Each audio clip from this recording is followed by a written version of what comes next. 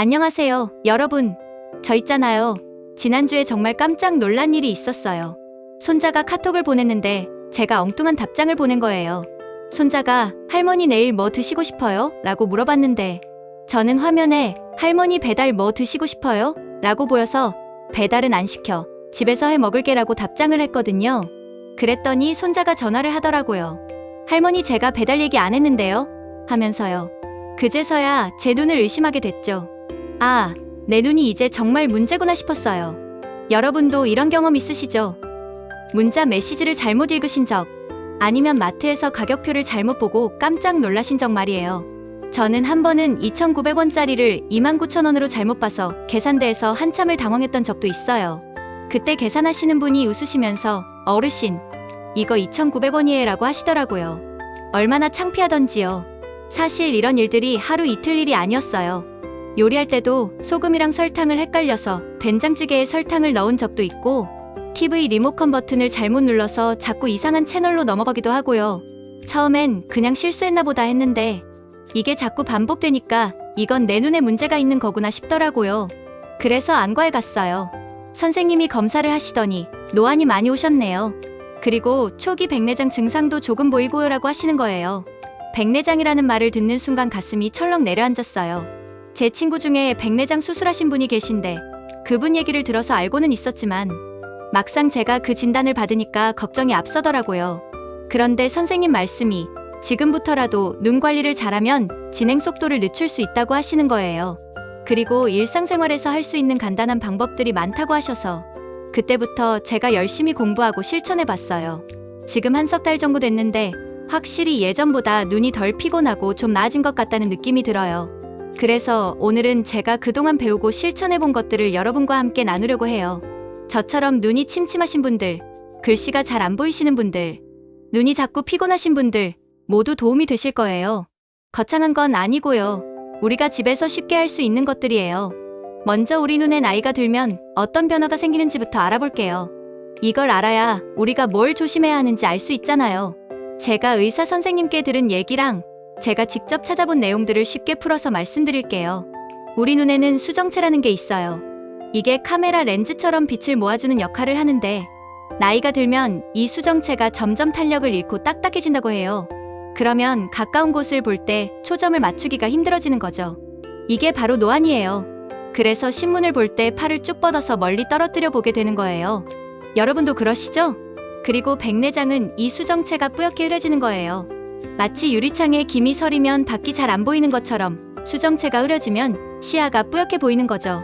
이것도 나이가 들면 누구나 겪을 수 있는 자연스러운 현상이라고 해요. 70대 이상이 되면 거의 대부분이 백내장이 있다고 하더라고요.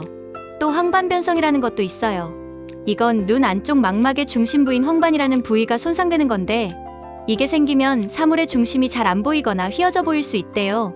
제 친구 한 분이 이걸 앓고 계신데 사람 얼굴을 봐도 가운데가 흐릿하게 보인다고 하더라고요. 이건 심해지면 실명까지 갈 수 있어서 조기에 발견하는 게 정말 중요하다고 해요. 그리고 녹내장이라는 것도 있는데 이건 눈 속의 압력이 높아져서 시신경이 손상되는 거예요. 이것도 초기에는 증상이 거의 없어서 모르고 지나가는 경우가 많다고 해요. 그래서 정기검진이 중요한 거죠. 이런 얘기를 들으면 겁부터 나시죠? 저도 그랬어요. 그런데 선생님이 하신 말씀이 참 위로가 됐어요. 어르신, 이건 다 자연스러운 노화 현상이에요. 누구나 겪는 거고 미리 알고 관리하면 충분히 늦출 수 있어요. 너무 걱정하지 마세요라고 하시더라고요. 그래서 저는 마음을 고쳐먹었어요. 그래, 어차피 나이 드는 건 당연한 거고 지금부터라도 열심히 관리하자고요. 그리고 실제로 해보니까 정말 효과가 있더라고요.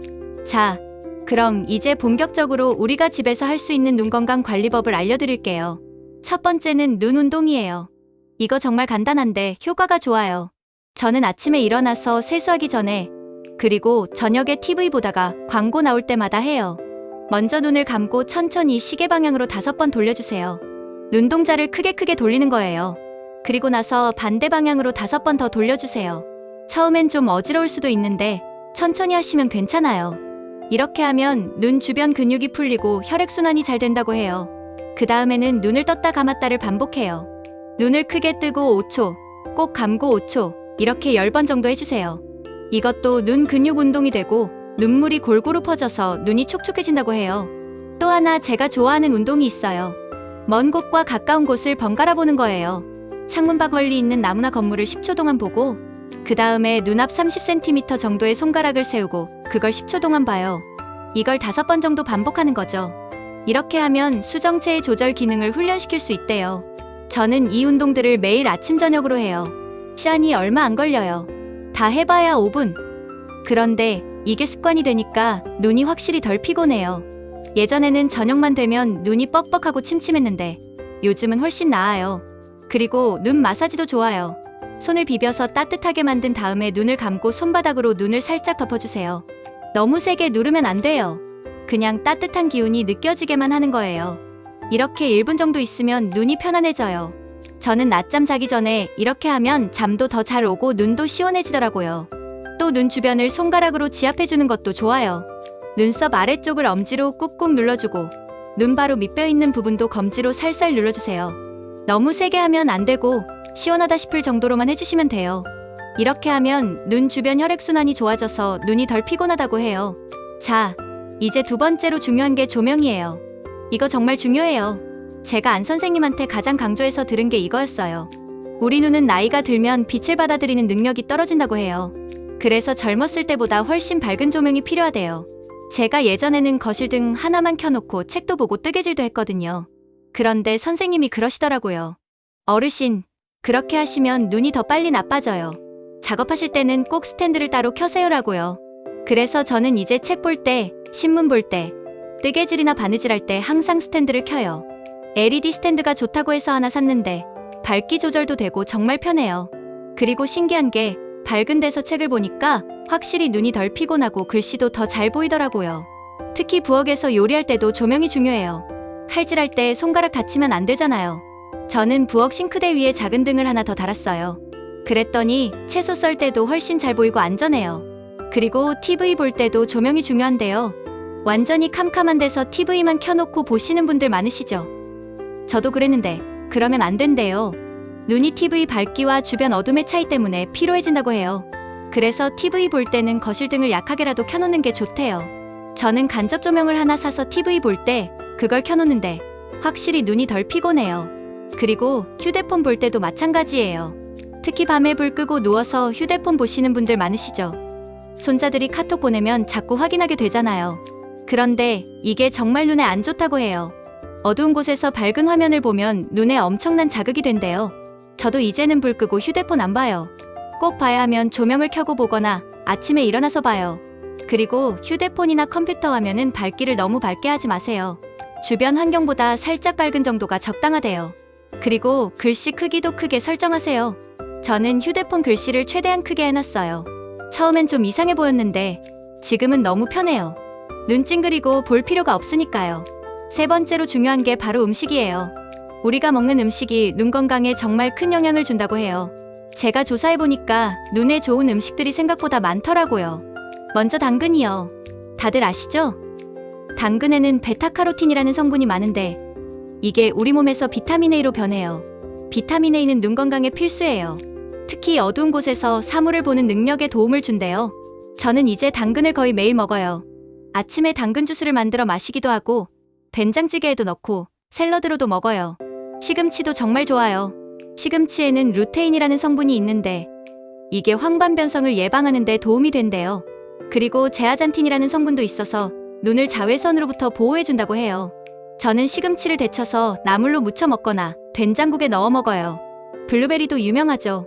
블루베리에는 안토시아닌이라는 항산화 성분이 풍부해서 눈의 피로를 풀어주고 시력 개선에 도움이 된대요. 저는 아침마다 요거트에 블루베리를 넣어 먹어요. 냉동 블루베리를 사다 놓으면 1년 내내 먹을 수 있어서 좋아요. 계란 노른자도 눈에 좋아요. 노른자에도 루테인이 많대요. 저는 아침에 계란찜을 자주 해 먹어요. 소화도 잘 되고 눈에도 좋으니까 일석이조죠. 생선, 특히 등푸른 생선이 좋아요. 고등어, 삼치, 연어 같은 생선에는 오메가3 지방산이 많은데 이게 눈의 망막 건강에 정말 중요하대요. 그리고 안구 건조증 예방에도 도움이 된다고 해요. 저는 일주일에 2~3번은 꼭 생선을 먹으려고 해요. 그리고 물을 충분히 마시는 것도 중요해요. 나이가 들면 갈증을 잘 못 느껴서 물을 적게 마시게 되는데 이러면 눈이 건조해진대요. 저는 하루에 물 6잔을 마시려고 노력해요. 아침에 일어나서 한 잔, 식사 후에 한 잔씩, 이렇게 마시면 6잔이 금방이에요.